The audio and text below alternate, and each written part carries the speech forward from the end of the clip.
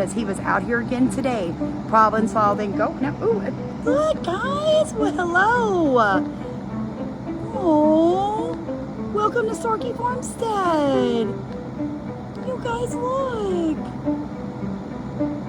Thank you. You're beautiful. You are beautiful. You ready? I'm gonna throw you in the sky, okay? You ready? Let's do it. That was amazing. I'm gonna cry. My husband would tell me I'm being emotional. Maybe it's the heat. That's why I do what I do. I've never had that happen in my life. And you guys got to share that with me. That was amazing. Let's look at these rabbits. Everyone, and welcome back to Starkey Farmstead. So today we're going to talk about managing your homestead, your farmstead, or your farm in this heat.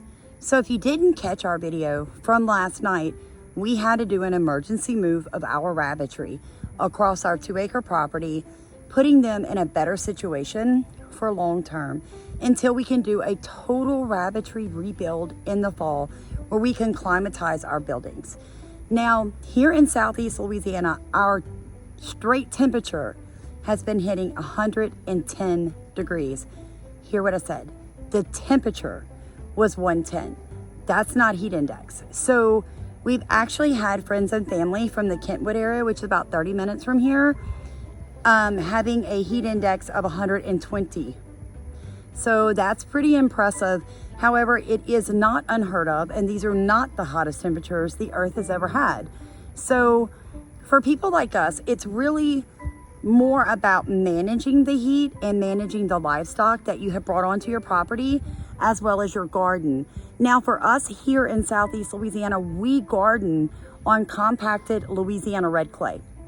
And if you've never had the joy of what southern states call red clay, well guys, it's basically a brick. So the way that we have gotten into farming so that we can be sustainable, we can be organic, we can be regenerative and apply permaculture principles here on our 2-acre debt-free farmstead is we no-till. We don't only no-till, we heavy mulch. We use a drip irrigation. We make all of our soil amendments here on our farm. That's one of the only ways that I can grow this 1/4-acre market garden and actually make a profit in today's money is by providing the garden all of its own fertilizers, all of its own soil amendments, all of the own pesticides, and make them here. Now, I want to show you guys a clip from Homestead, Florida that is kind of heartbreaking, and I'm going to attach that here in a minute, so hang in here. And the reason I'm going to do that is I want to open up dialogue. Basically in Florida, they're going to pass legislation that is going to demand that people get breaks and water and this kind of stuff in this excessive heat. And they're going to open up a whole new branch of government to oversee this. Do I think that's going to help? No. And here is why. All right, anytime government has to get involved in making sure that people are safe, it is going to fail off the bat.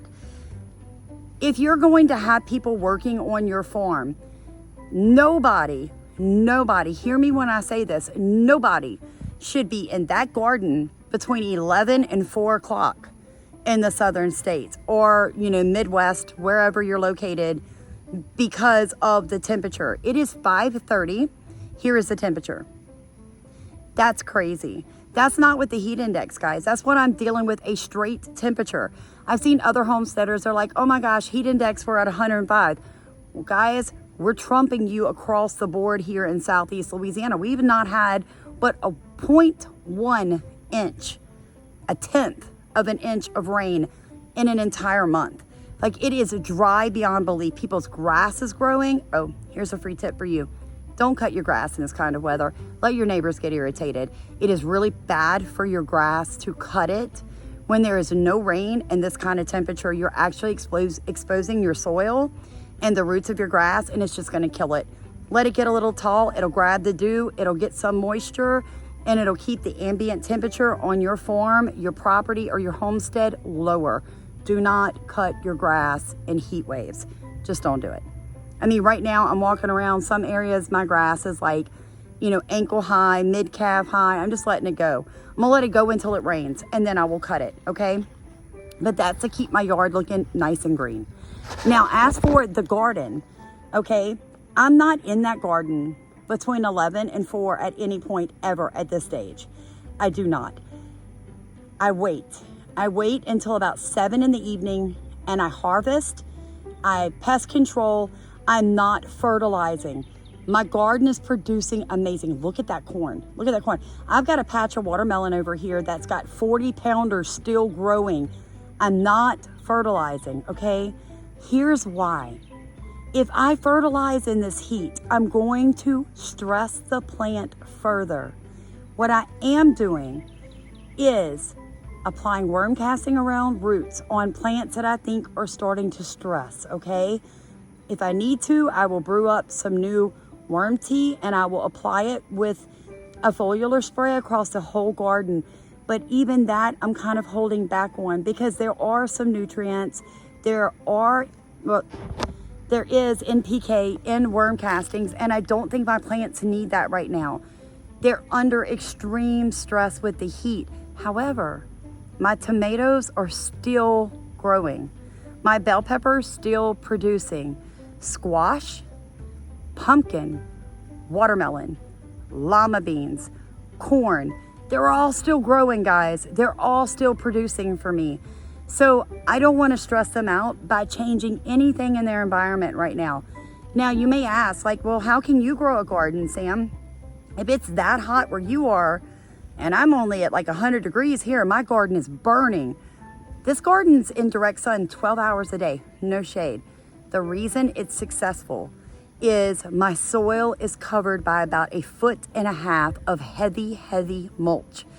Now you're gonna ask me, what kind of mulch did you use? Whatever I could get my hands on.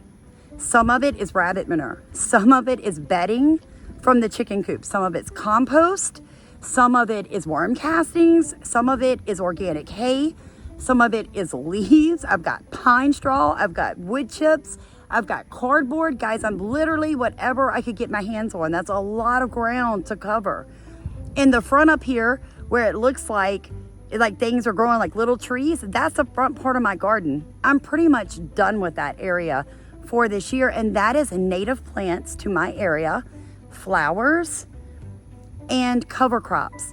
It is protecting my soil.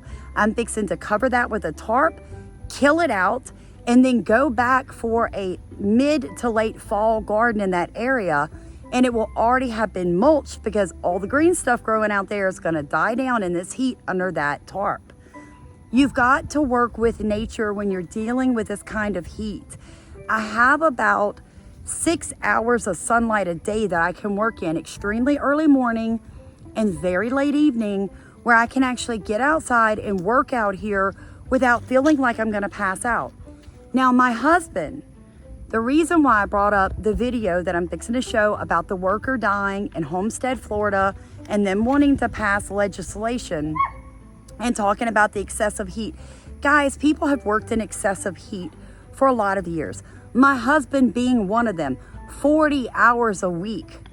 From 7 in the morning until 3:30 in the afternoon, he is in the direct sun. He's not in the shade.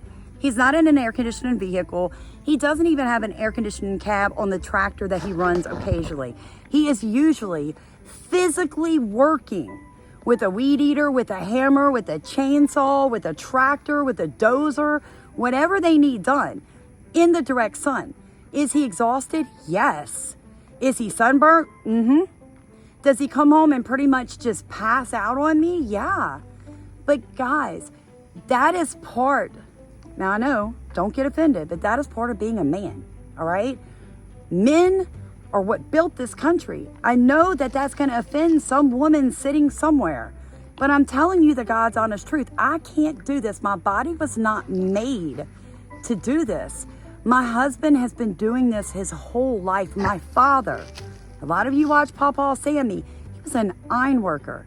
And there have been times that he has been in buildings that we have black and white photos of with temperature gauges reaching 130 degrees, and he continued to work. Why? Because he was providing for his family, and that is how God created them. Is it horrible and heartbreaking? Yes. I had a high school friend that I loved with all my heart die in the last 2 years from heat exhaustion from a plant. was horrible. Young man, wonderful man with a beautiful family. David Love, God rest your soul. He died.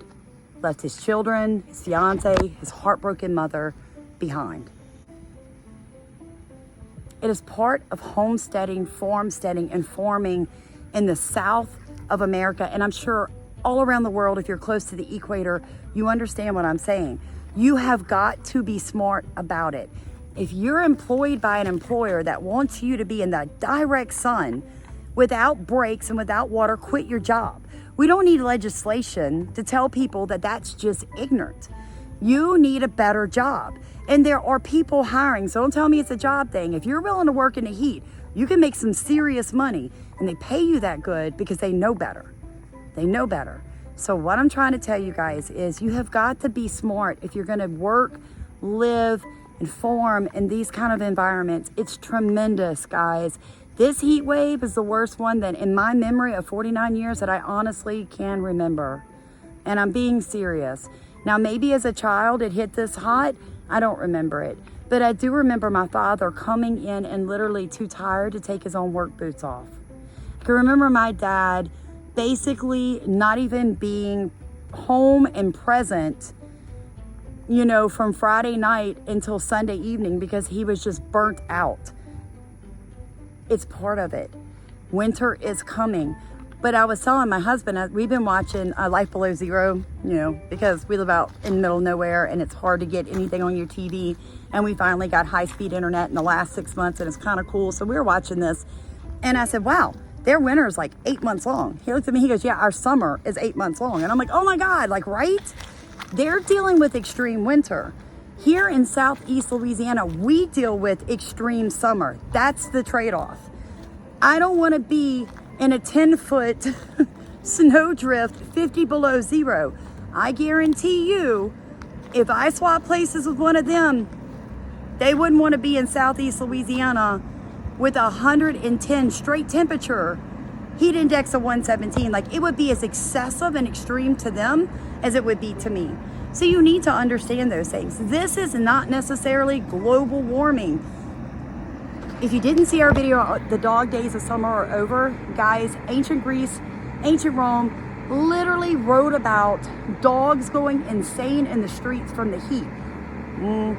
They didn't use fossil fuels and they didn't have cars. So what made the earth heat up like that, right? So it cycles. If you have a really extreme summer, you tend to have a really extreme winter. This is the point of this video. You really need to get ready for winter. Get your mind off how hot and miserable it is right now. If you've not, you know, solved the problems, the heat problems yet, your garden's already dying, get ready for your fall garden, let your summer garden go. Make sure your livestock is taken care of. That is not negotiable. Other than that, hunker down, stay out of the heat during the day if possible. Get enough fluids, eat the right foods, prepare yourself. Winter is coming. And this year, guys, it's gonna be a flipping doozy. All right, so you really need to be prepared for that. You need to be looking for your hay. You need to be figuring out how you're gonna keep your livestock warm.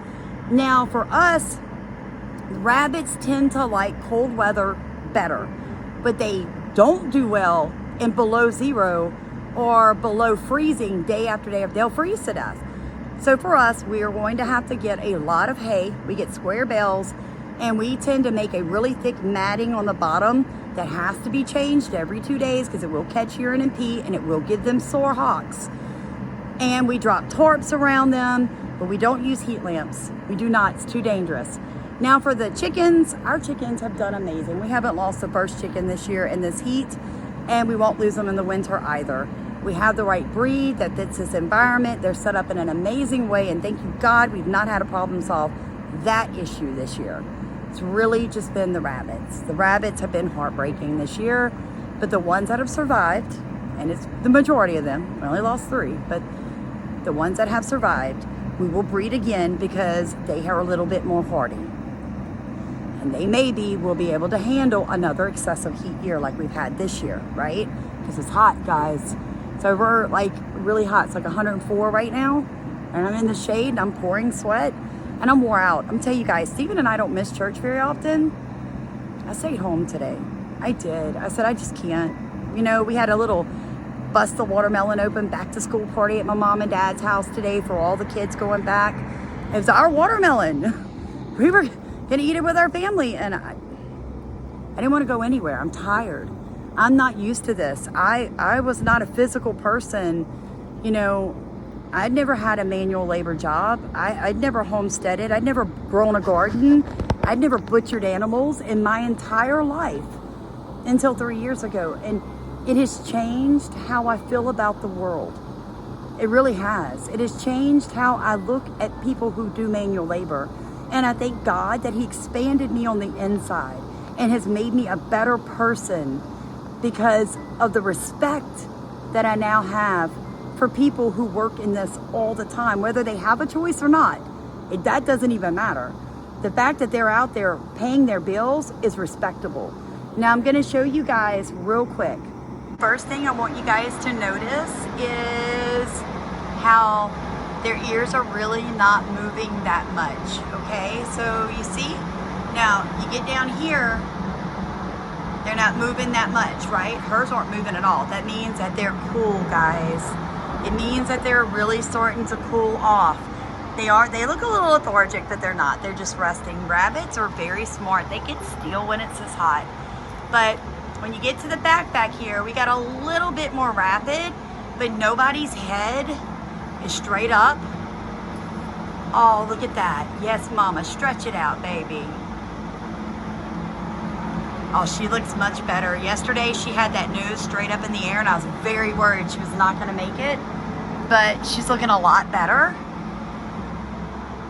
Hey, Ray. What's up, Big Daddy? That's my buck. They look so much better, so much better. My husband is a gem, man. I mean, I don't know what I would do without him because he was splicing and dicing electrical wires, moving fans around. That is so nice. Now, we did leave a couple of rabbits up here because I simply don't have enough free ranging. But you can see these guys are breathing. See that head up a little bit? It's a little bit harder on them. All right, now she's huge. That's my big mama, my supersized rabbit. But she seems to be okay. This one's got the head up a little bit, but you can see I brought them watermelon already. Watermelon, squash, pumpkin, cucumber to your rabbits, cold tomatoes that you thin slice. Guys, do it. However, do it moderately, okay? Especially watermelon. It's 90% water. Too much of it can throw them into diarrhea, which in this heat will kill them. You won't be able to stop the diarrhea before your rabbit is dead. So I'm just warning you that. Don't go cut a watermelon in half if you colony raise. Throw it in there and be like, the lady on YouTube said, give the rabbits watermelon in the heat and all my rabbits died. They will die. They will. They'll get diarrhea and they'll die. You need to thin slice it and just give them each like one piece, one tiny piece for like 4 or 5, all right? It doesn't take many bites. And what it's gonna do is gonna put moisture back in them even when they're too hot to drink, because something I've learned with rabbits is when it is excessively hot, you can't get them to drink. They're not gonna do it. They don't like to drink water very much to begin with, which is why their urine is so dark, okay? So I have a couple of fresh pieces of watermelon inside I need to pass out, and I need to put the rest of the watermelon in for the chickens. But I just wanted to show you guys how well Stephen did. Ask you guys to please like, comment, and subscribe, and watch this little clip about the gentleman that died from the heat in Homestead, Florida, and tell me what you think about them passing legislation about that. So God bless you. Stay cool. Happy homesteading. Lopez Garcia of Homestead. From the sweltering heat. The cause of death has yet to be determined, but this man's death has definitely rattled this community here in Homestead, as many of them have jobs similar to him that require them to be outside all day in this heat. Efrain Lopez Garcia of Homestead. Friends and loved ones say the farm worker complained about feeling sick during a shift out in the heat. The 30-year-old was found unresponsive and later pronounced dead.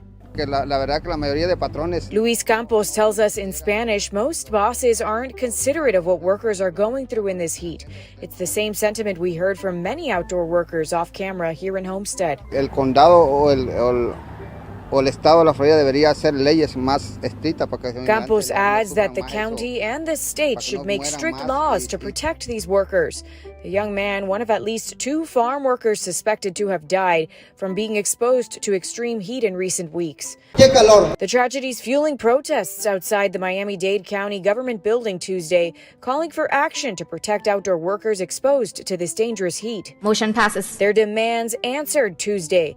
County commissioners unanimously passing a preliminary measure to adopt a heat standard for workers. It would require a safety program educating workers and their supervisors about heat exposure risk, a right to a 10-minute paid rest and shaded water breaks every 2 hours, and open a new county office to enforce these protections. It will be the first such law in Florida, and it will be the strongest such law, if it passes as is, in the entire nation. So this measure will now go through a committee process and then back to the commission